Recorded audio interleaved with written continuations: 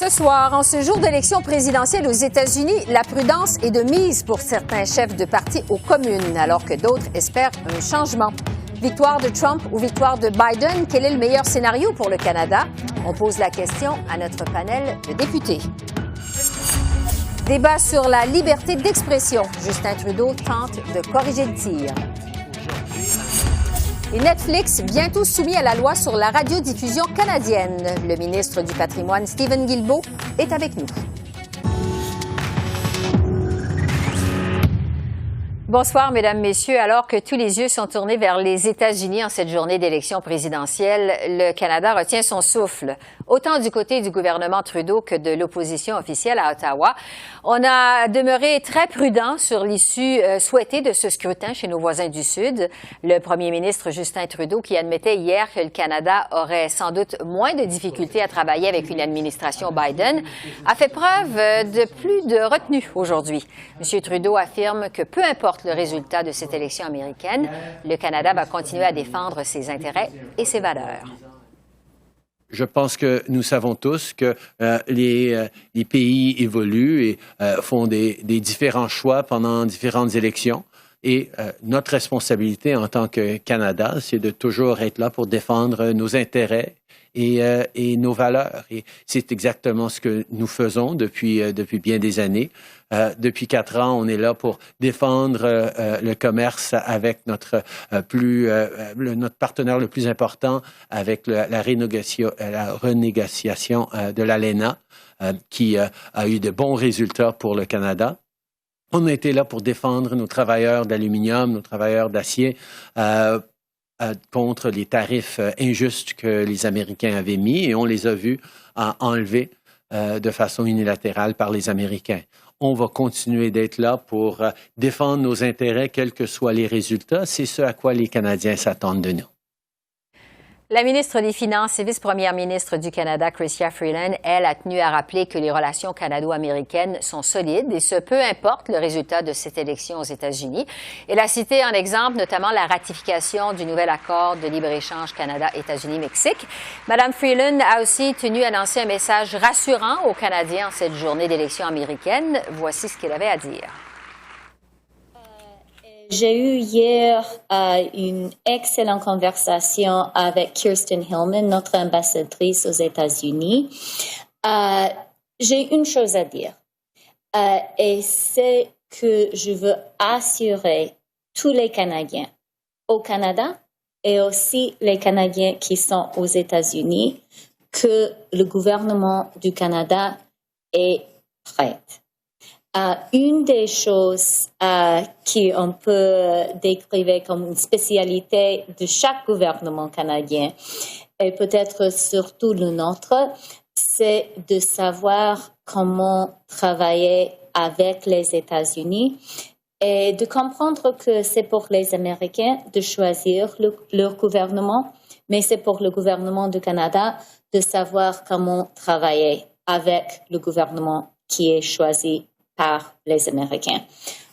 On a démontré, je pense, dans les 4 dernières années, qu'on sait comment le faire. Et je veux assurer les Canadiens qu'on a les plans pour toutes les éventualités. Du côté de l'opposition conservatrice, maintenant, le chef Erin O'Toole s'est montré plutôt circonspect. M. O'Toole s'est dit d'avis que l'élection de ce soir, en fait, elle concerne d'abord et avant tout les Américains. Le chef conservateur se dit tout aussi prêt à travailler avec une administration Trump qu'avec une administration Biden. On l'écoute.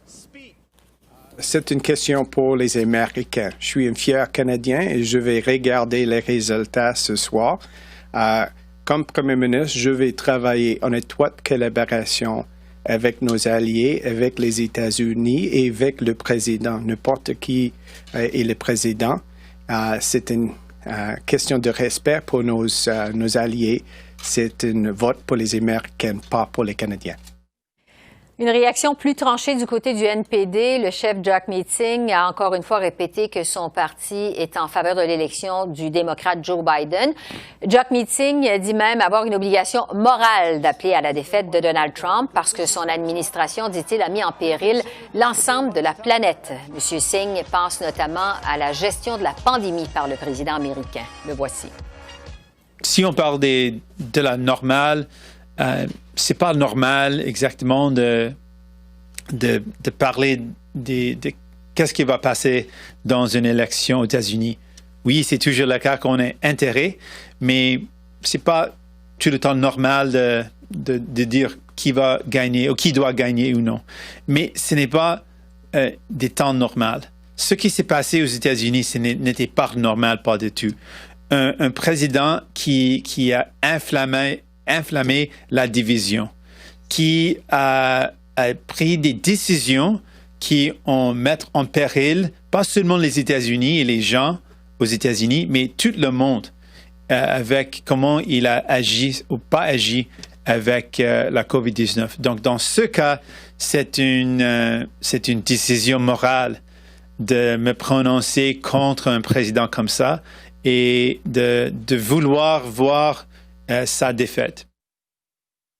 En fait, le chef du Bloc québécois ne souhaite pas, lui non plus, une réélection de Donald Trump. Yves-François Blanchette souhaitait déjà hier un résultat électoral décisif chez nos voisins du Sud. On l'écoute. J'ai une certaine réticence à intervenir dans les affaires intérieures d'autres nations. Je prends l'exemple de la Catalogne. J'ai reconnu le droit à l'autodétermination. Je ne leur ai pas dit quoi faire. Je dirais certainement pas au grand peuple américain quoi faire, mais vous ne serez pas surpris que je souhaite de tout cœur une défaite de Donald Trump. Et je souhaite qu'elle soit suffisamment claire pour que toute tentative de défier les résultats ou de mettre en doute les résultats de sa part soit vaine. Je pense non seulement que ce serait meilleur pour les États-Unis, je pense que ce serait meilleur pour le Québec, assurément. Je pense que ce serait meilleur pour le Canada parce que je pense que ce serait meilleur pour la planète entière. Donc, on va poursuivre la discussion sur cette élection américaine avec notre panel de députés, un panel masculin ce soir. Pour les libéraux, Steve McKinnon. Pour le Bloc québécois, Stéphane Bergeron. Et pour le NPD, Alexandre Boulris. On n'a pas de conservateur ce soir, mais on a entendu de toute façon tout à l'heure la position de M. O'Toole. Alors, bonsoir à vous trois.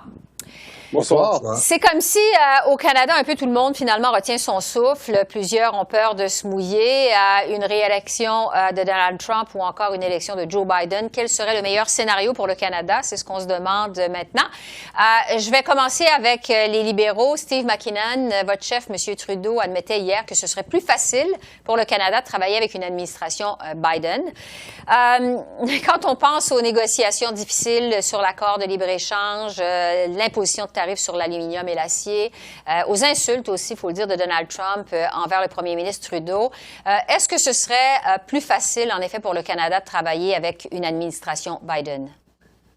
Bien, je pense que le Canada se doit d'être prêt à travailler avec toute administration possible. Évidemment, il y a deux partis en liste ce soir, il y a deux candidats en liste et le Canada doit être prêt pour affronter l'avenir, peu importe l'issue de cette campagne. Cela dit, nous avons des relations à la fois complexes, mais multiniveaux également avec les États-Unis. On a des relations très, très profondes avec chacun des agences, des ministères, si je peux les appeler ainsi, avec les élus, tant du côté du Sénat que de la Chambre des représentants.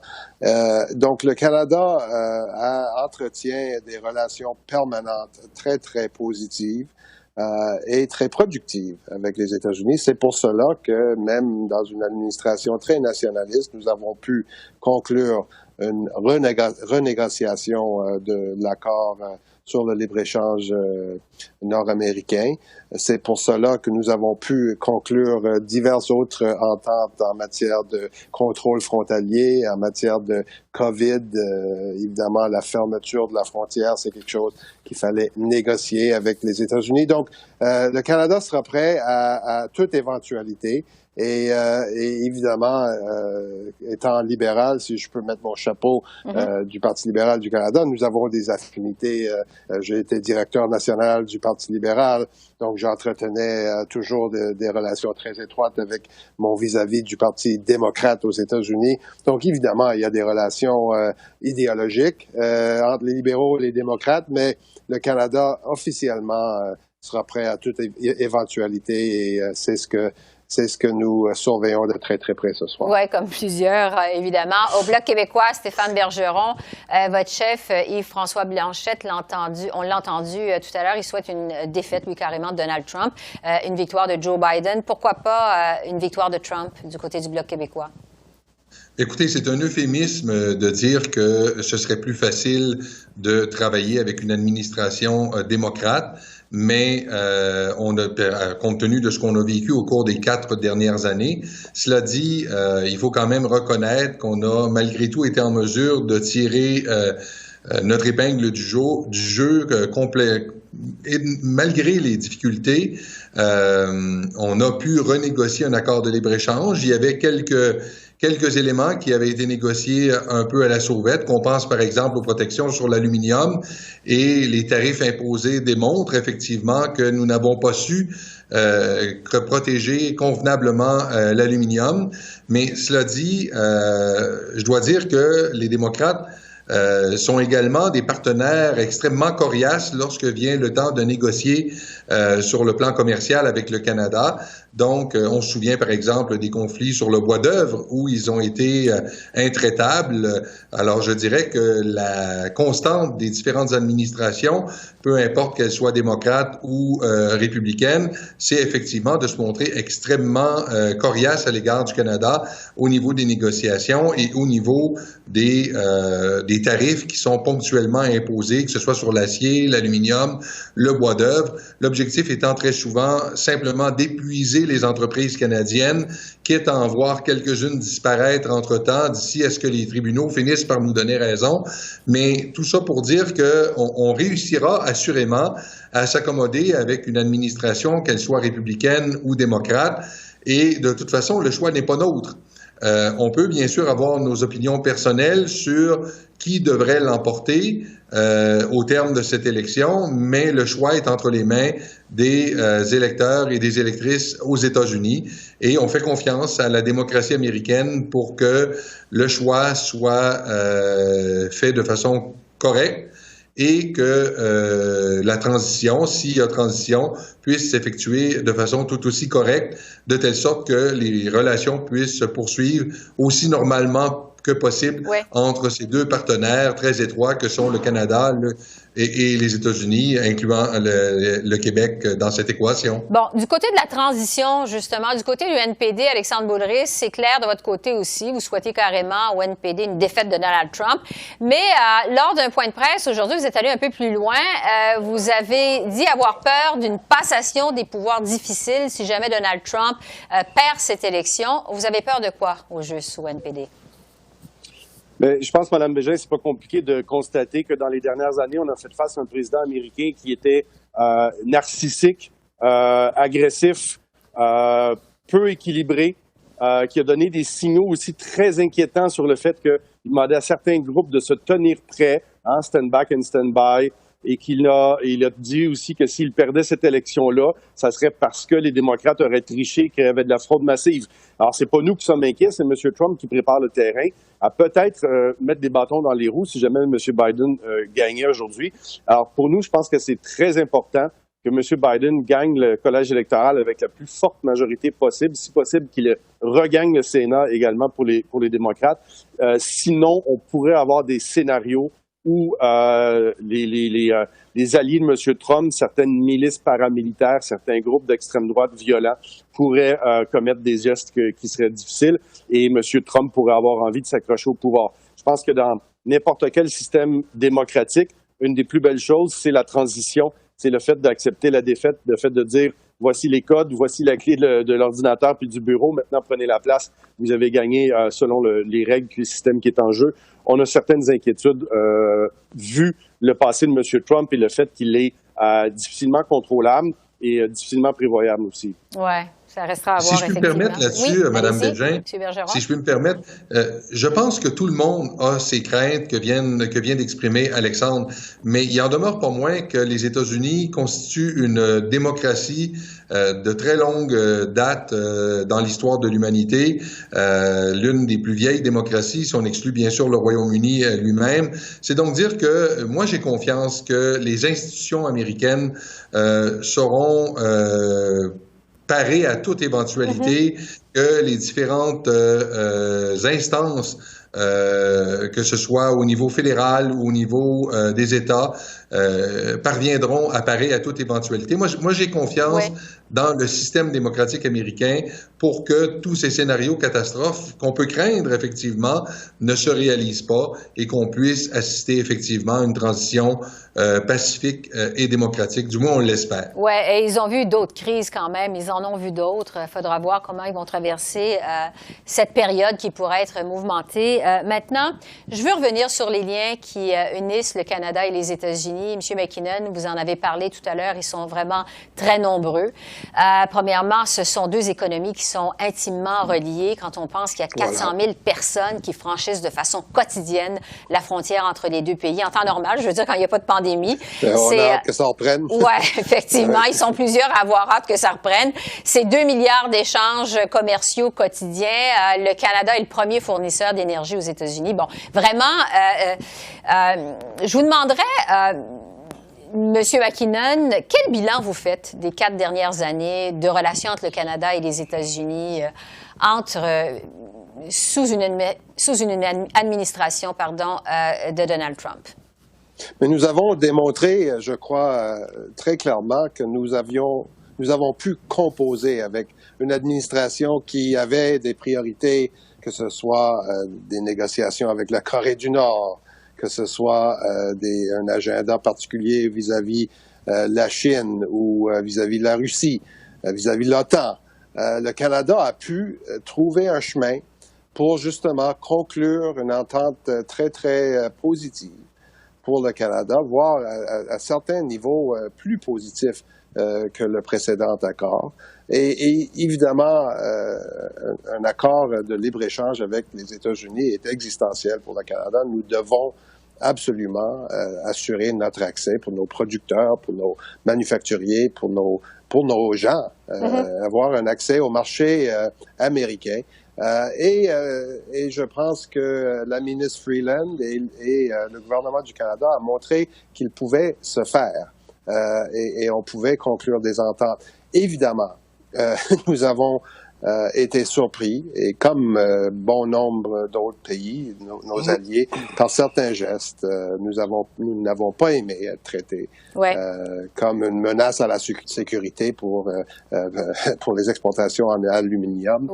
Nous l'avons dit hautement et clairement. Donc nous n'avons pas été gênés pour défendre les intérêts du Canada. Nous n'avons pas été gênés pour se tenir debout à Washington, pour y aller et revendiquer nos droits et revendiquer nos avantages commerciaux. Nous l'avons fait, mais c'est en quelque sorte le bilan que nous faisons des dernières années. Difficile, mais le Canada s'y est mis, on s'est ajusté, on en a fait une priorité totale et le Canada s'en est bien tiré. Bon, je vais aller à Alexandre Boulris parce que c'est lui qui a le moins parlé jusqu'à maintenant. Je vais vous laisser le mot de la fin, Alexandre. Monsieur Boulris.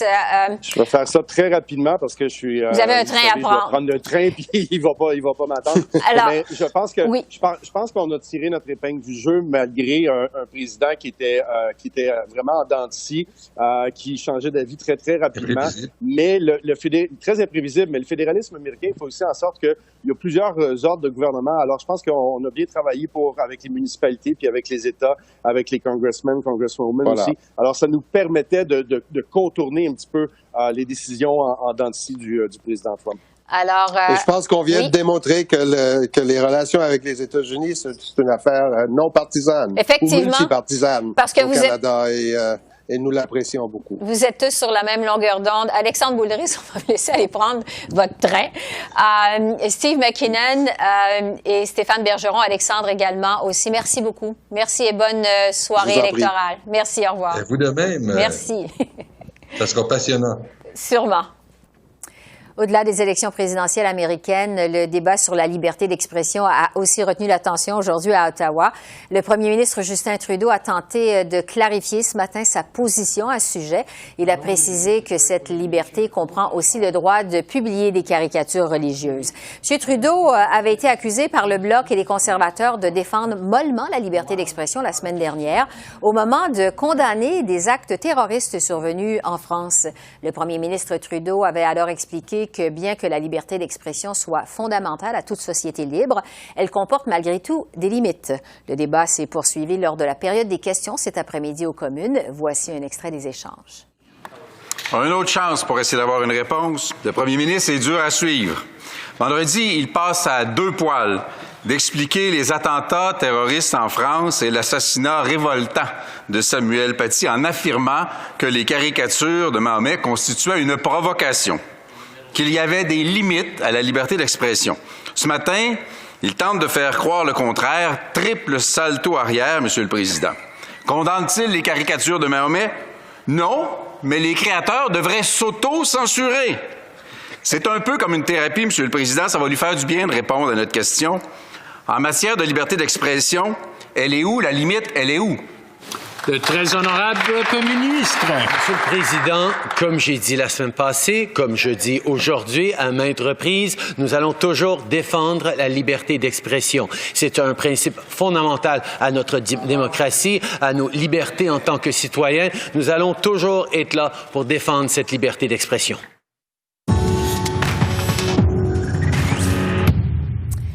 Netflix et les entreprises de web diffusion seront réglementées, a finalement tranché Ottawa. Le ministre du Patrimoine, Steven Guilbeault, a déposé aujourd'hui son projet de loi pour modifier la loi sur la radiodiffusion canadienne. Le gouvernement veut ainsi forcer les diffuseurs sur le web, comme par exemple donc Netflix, Crave, Apple TV et autres, à financer du contenu canadien. Alors, pour plus de détails là-dessus, je retrouve le ministre du Patrimoine, Steven Guilbeault. Bonsoir, Monsieur le ministre.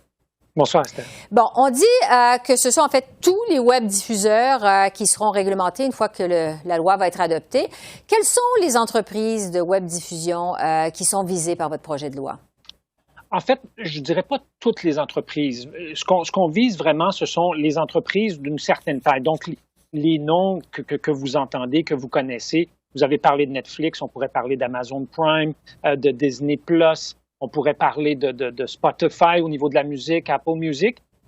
Et ça va être vrai aussi pour les entreprises de diffusion en ligne canadiennes, qu'on pense par exemple à Tout.tv du côté de Radio-Canada, Illico chez Québécois, Crave chez CTV. Donc, le système va s'appliquer à l'ensemble des entreprises qui offrent du contenu en ligne, mais les plus grandes. Un projet de loi qui ratisse large, à telle enseigne qu'on rapporte que la nouvelle législation pourrait générer jusqu'à 830 millions de dollars par année. C'est beaucoup d'argent d'ici 3 ans, évidemment. Beaucoup d'argent destiné à financer des émissions canadiennes et de la musique canadienne. Concrètement, comment ça va s'articuler? Expliquez-nous comment ça va fonctionner. Bien, en fait, nous avons déjà un système réglementaire au Canada en ce qui concerne les diffuseurs, appelons-les traditionnels, donc canadiens, à travers l'organe de réglementation de la radiodiffusion qui s'appelle le CRTC. Mm-hmm. Ce qu'on fait avec la loi, c'est qu'on va permettre au CRTC d'imposer aux entreprises de diffusion en ligne, on les a nommées tout à l'heure, donc des obligations d'investissement en fonction des dépenses qu'ils font au Canada ou au Québec. Et quand on regarde le niveau d'investissement que nous exigeons présentement les entreprises canadiennes versus ce que les entreprises de diffusion en ligne font, bien, nous anticipons à peu près 830 millions d'investissements supplémentaires de ces grandes entreprises-là. Mais en ce qui concerne justement le niveau de financement qui sera exigé de la part de ces nouvelles entreprises, il est de combien? Est-ce que c'est précisé? Est-ce qu'on a plus de détails là-dessus? Le 830 millions dont vous parlez, c'est ce qui résulterait de l'application de cette loi-là et des investissements de ces grandes entreprises-là. Oui, mais bon, on sait par exemple qu'au Canada, les chaînes de télé doivent consacrer de 30 à 45 de leurs revenus pour financer du contenu canadien. Est-ce que les mêmes règles, par exemple, pourraient s'appliquer aux web diffuseurs? Est-ce que c'est ce que vous comptez faire? Essentiellement, le 830 millions de dollars d'investissement annuel est une estimation de ce pourcentage, de cet éventail-là de pourcentage-là de 30 à 25 en fait, à 45 qui est présentement investi par les entreprises canadiennes. Donc, si on applique cette formule-là aux grandes entreprises internationales, on arrive à peu près au chiffre de 830 millions, mais ça sera précisé. Donc, c'est un ordre de grandeur. Ça pourrait être un peu plus, ça pourrait être un peu moins, mais nous estimons que ça va tourner autour de ça. Est-ce que les réseaux sociaux, les Twitter, les Facebook de ce monde seront assujettis à votre nouvelle réglementation?